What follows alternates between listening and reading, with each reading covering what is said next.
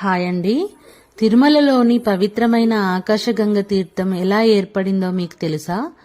పురాణ విశ్వాసం ప్రకారం తిరుమల నంబి అనే పరమ భక్తుడు ప్రతిరోజు శ్రీవారి సేవ కోసం పవిత్రమైన నీటిని తీసుకెళ్లేవారు. ఒకరోజు శ్రీనివాసుడు వేటగాడి రూపంలో వచ్చి ఆయనను పరీక్షించాడని కథనం.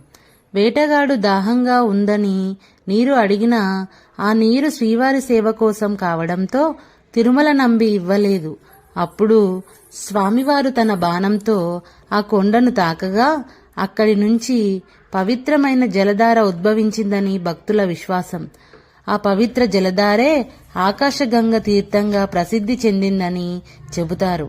ఇప్పటికీ ఆకాశగంగ తీర్థం తిరుమల శ్రీవారి సేవలలో ప్రత్యేకమైన ప్రాధాన్యత ఉందని భక్తులు విశ్వసిస్తారు. ఇది కేవలం ఒక తీర్థం కాదు, శ్రీవారి భక్తికి, స్వామివారి దివ్య లీలలకు గుర్తు. ఓం నమో వెంకటేశాయ.